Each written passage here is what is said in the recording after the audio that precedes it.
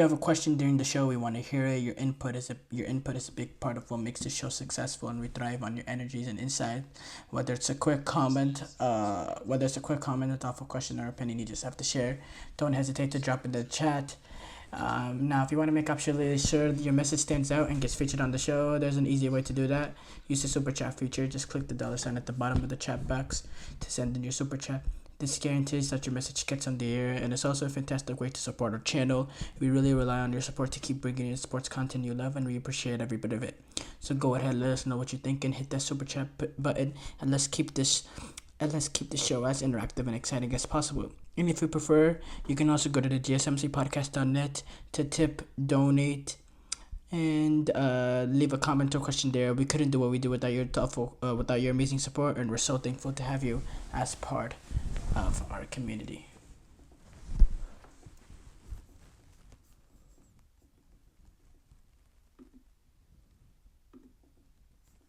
We have to start off with Aston Villa.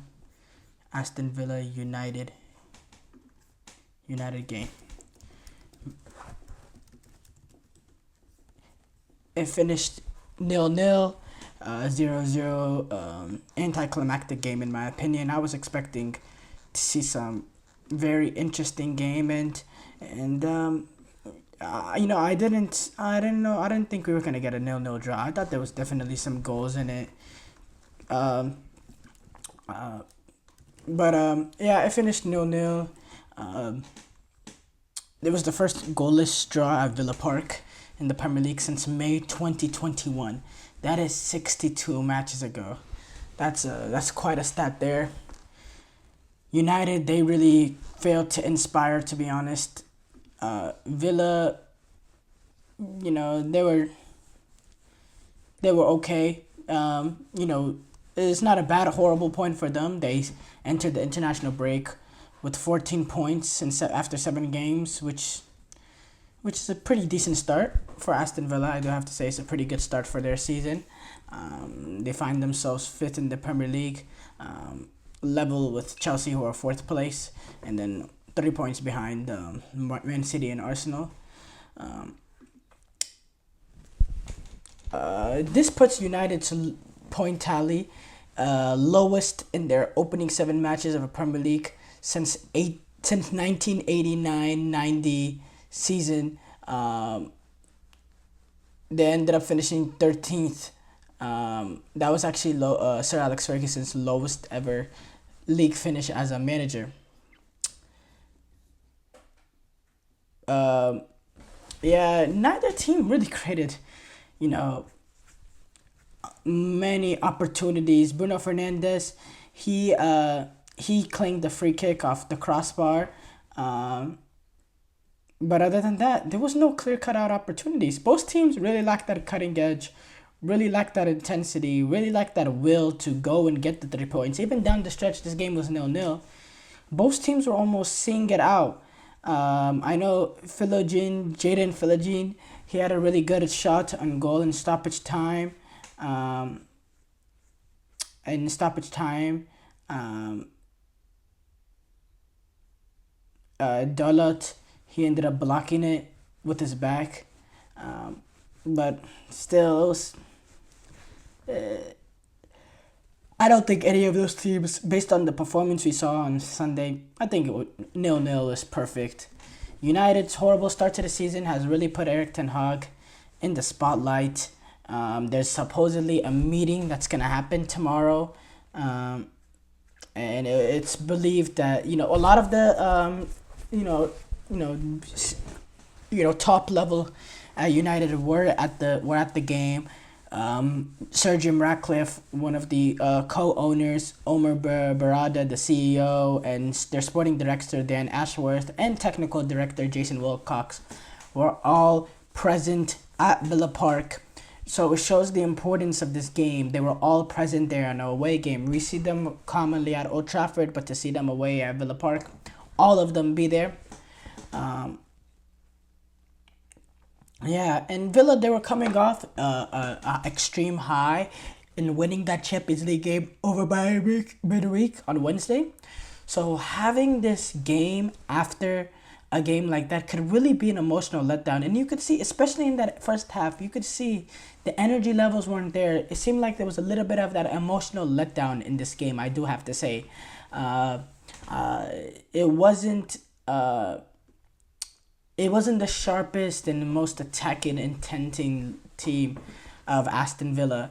Uh, and I did think United played a lot better than what we've seen of them in their last few games. The bad result against Twente, the 3-0 loss to Tottenham, and then the bad, or not the worst, but the draw with Porto, in which they conceded a 2-goal lead. I do have to say, I thought United looked a little bit better than that. Looked defensively more solid. Had more cohesion, more free flowing. Marcus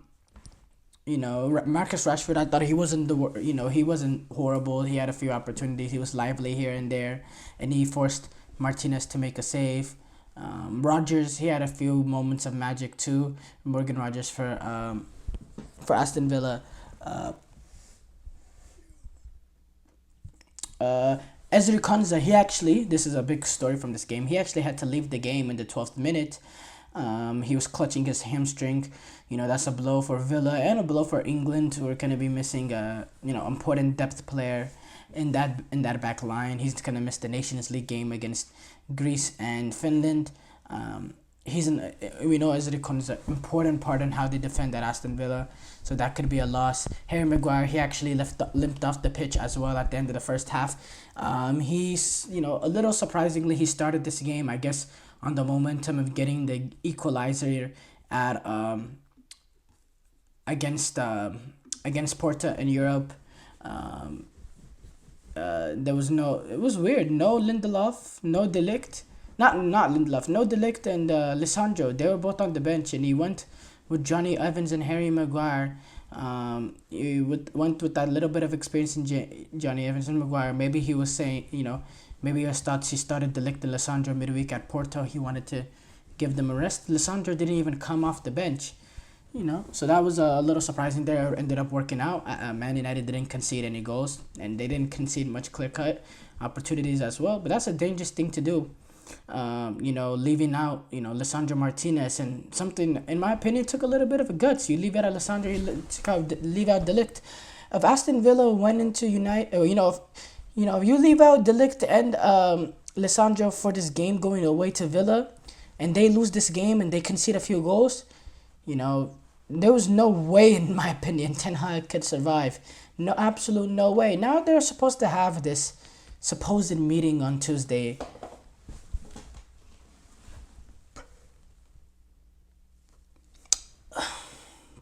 I'm struggling to understand what is United, what are they looking for? Are they trying to find the reasons to retain Ten Hag? It seems like they keep trying to convince themselves, and they're saying they're gonna do this meeting and not. What's the point in this meeting? I don't think they're gonna fire him. I do have to say, because if they were gonna fire him, it would just have happened. No, what's the point in having a meeting? You're gonna have a meeting with him tomorrow to let him know he's getting, I don't understand it at all. I really don't. Is the meeting, okay, you have one final straw, that's it, you're on your last life? Is that what's going on here? I don't know, but you don't want to make it in a point that the season is lost by the time you make the decision. You don't want to put yourself in that sort of position. Whatever they deem. And I don't know what they're gonna deem. I really don't. It's a difficult decision to. No, it's not necessarily difficult. Yeah. I don't see Ten Hag turning around. I don't. I think he's making mistakes. He's making tactical mistakes. He's making mistakes in terms of in-game adjustments. He's digging his own grave. The players, and a lot of it is the players too. The players' inconsistency gets managers fired, and there's a lot of inconsistency. And it branches from Marcus Rashford. Marcus Rashford is the exact kind of manager that's the exact kind of player that gets managers fired. Marcus Rashford is the exact kind of players that gets managers fired, because he has his great runs in which he's dominant, and he's part of this amazing team in Marcus Rashford, and he was a part of a really good Ten Hag team his opening year. and then Marcus Rashford falls off. The United, they fall off as a team. Marcus Rashford, he falls off himself as well, and it's just an inconsistent nature to him, in which he just gets managers fired. Players like Marcus Rashford, sometimes they can bail out managers, or they're supposed to be bailing out their managers. Sometimes managers, they need their great players to sometimes bail them out in vulnerable positions. Ten Hag doesn't have that with these players. There's players that are not fit to wear the badge. There's players that are inconsistent. There are players that don't have the mentality to play at Manchester United. It's an issue. It's an issue bigger than Erik Ten Hag. It's an issue bigger than this new board, honestly, this new footballing operations. This is a systematic issue when it comes to Manchester United, when it comes to the failures of this club since Sir Alex Ferguson.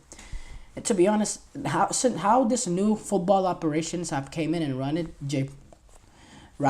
Sir Jim Ratcliffe, and his new group, Dan Ashworth, all that. I mean, what has been, they've been just as dysfunctional. It's been completely dysfunctional in how they managed the end of last season, how they ended up retaining Ten Hag, how they were reaching out to managers before the FA Cup final. It was just a joke, and it seems like they're still in that direction. So, was it enough? I think it was just enough. Because the firing was going to happen. I thought it would happen, right away. The fact that they're meeting tomorrow, there's no firing that's going to happen. It's just all white noise. Sir Jim Ratcliffe, he said something before the game saying it's not my decision. That made me, think twice about it. But more and more I think about it, he's going to retain his job.